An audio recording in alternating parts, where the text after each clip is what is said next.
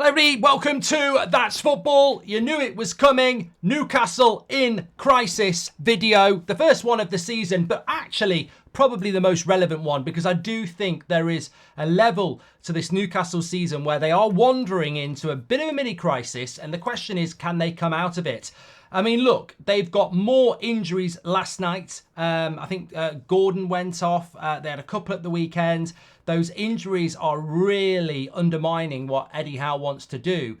You could say they've got more injuries than a scarecrow on a windy night in Stoke at the moment. They really are racking them up. But they also have they've also crashed out of the Carabao Cup. They've also crashed out of Europe. When we look at the Premier League table as it stands at the moment, it doesn't make for bad reading. They're in 6th place. They've got Luton and Forest to come as their next 2 games, which they would hope and expect to win. But after that, they go into 3 games, Liverpool, Manchester City, Aston Villa, plus an away tie against Sunderland in the FA Cup.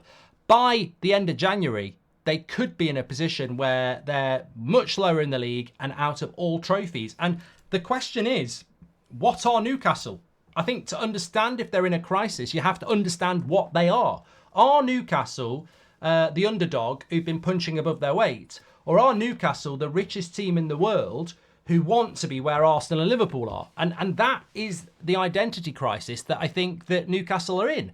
I don't think they're actually in a crisis because Newcastle fans will still be enjoying the ride. But it very much depends on the tempo the owners are setting for Newcastle, because if I was them, I would want to be top 4 this season. I would be looking at Aston Villa and going, well, why is that not us? I'd be looking at Liverpool and Arsenal and going, well, why are Liverpool above us now compared to last season? What's going on? Now, you might come to the conclusion that the squad wasn't big enough. They've been very unlucky with Tonali. They've been very unlucky with injuries. They had a very, very tough group in the Champions League. They've gone out in the Carabao Cup on penalties. They're currently 6th in the league. It's not really a crisis. But as I said, are they on the verge of one? And also, I've always said before, at some point, if this Newcastle ownership are heading down the path that's been trodden by Manchester City, then there will be evolution at that football club. They will not keep using people like Trippier and Dan Burn and Callum Wilson and even Eddie Howe as coach. They will have to evolve to have their own Pep. They will have to evolve to have their own De Bruyne, their own Diaz, their own Haaland. That's where Newcastle is surely heading. But in the short term, what do you do? Do you allow taking step backwards? I mean, because that's what it is. 3rd place last season. They're heading towards steps backwards. A cup final last season. Are they going to get a cup final this year? Probably not, unless it's the FA Cup. So I do believe Newcastle are in a crisis, but I feel it's an identity crisis. And I want to talk about that. Get your comments in below, because I find this fascinating. I love football. Check out the podcast, Goldbridge Saves Football. But I love football, and we spend a lot of time talking about it on this channel. Don't forget the watch along tonight, Liverpool against West Ham. But I find the Newcastle situation fascinating because the evidence is there of what they're trying to do. They're very, very wealthy. They've got to battle against financial fair play. That will take them a bit of time. They could spend £1 billion in January if they were allowed to, but they can't. We also know they've got a very close relationship with the Saudi Arabia, because they're owned by Saudi Arabia, basically. And there's a Saudi Arabian league where there is a lot of talent there that they may look to loan. This Newcastle season is one to keep an eye on. I would not be surprised if 3-4 players come in on loan from, I don't know whether you can get 3 or 4 actually, but I wouldn't be surprised if they brought in some decent players in on loan. One, they have to. Whether they've got money or not, Newcastle need to bring players in.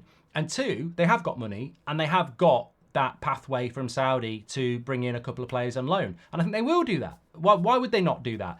And look, Newcastle, they've got Luton and Forest, their next 2 games. Then they've got Liverpool, Man City, Villa. If they won their next 5, we'd be talking about them being in a title race.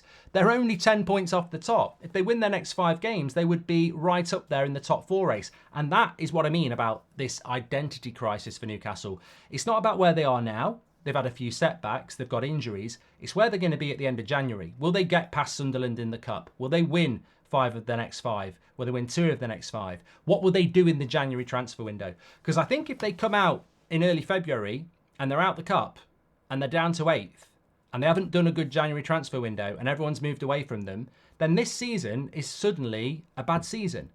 But if the next month goes well with injuries, transfers and results, they're in a top 4 race, maybe even better, and they're looking strong towards the end of the season. And it's that balance. Which way do you think it's going to go for Newcastle? And ultimately, that then feeds into what is the future for Eddie Howe. He's done a fantastic job at Newcastle, but is he the guy to take them where Arsenal and Liverpool are? Or is he the guy that overachieved last season and is going to struggle to compete against the Emerys and the Angers and the Artetas of this world? Because really, Newcastle want to compete against the Peps of this world. They've certainly got the infrastructure and the money to do that. And of course, beyond that as well, another element of this crisis, Dan Ashworth, sporting director, done a fantastic job at that football club. He's apparently, intrigued and interested in the Man United job. If he goes, that's big as well. So look, we've spoken about many clubs having crises, and Man City have one every year, and then they normally go and win the league. So it's not terrible to speak about Newcastle in crisis. In fact, all big clubs should be in crisis when things are not going well, because if you're not in crisis, you're accepting things not going well. But I think Newcastle are fascinating, and I think the Dan Ashworth thing's interesting as well. I mean, he may well stay, but losing your sporting director on a project that's not completed would be impactful, because you've got to go through transition again. And how does that impact what Newcastle want to do? How does it impact what they want to do with the manager? I think the outward appearance of Newcastle is they're in it for the long term with Eddie Howe. They've got a plan, they've got a strategy. But things can change in football very, very quickly. There is no 6-month strategy if results start going bad. My prediction is that Newcastle will win their next 2, put themselves in and around a top 4 race, and then they'll play Liverpool, Man City and Villa. And if they lose 2 of those and draw 1, they're going to be right back out of it again. And that's why I would hold thought until the end of January.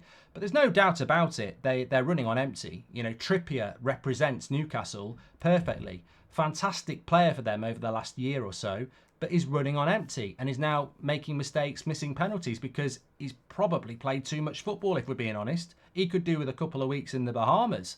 And lots of other players, if they've got everybody back fit. One thing I will say is a positive for Newcastle, and there are positives, is that with Eddie Howe, I don't think their football fluctuates. I think their tenacity, their intent, their shape is very, very consistent. It sometimes doesn't work, but it is very, very consistent. They were brilliant against United a few weeks ago. Absolutely brilliant. The football they played, magnificent. But they're starting to struggle in a way like Chelsea and Man United in a way, because they're not having continuity each week. And that's something that's been really good for Newcastle. When they can get the continuity of players out there, they're very consistent. But that's sort of been fragmented a little bit recently. It's a fascinating, fascinating story with Newcastle, and it's testament to this league that, it's very unforgiving. You're not going to finish in a high position on reputation this year. It's going to have to be about results, and a bad month and you're going to be out of it. I mean, Chelsea been, playing with the idea of being in the top half for ages. They're in there at the moment, but they don't seem to be able to stabilise at all. And this could have an impact on the title, because everyone thinks Man City can win 15 games in a row.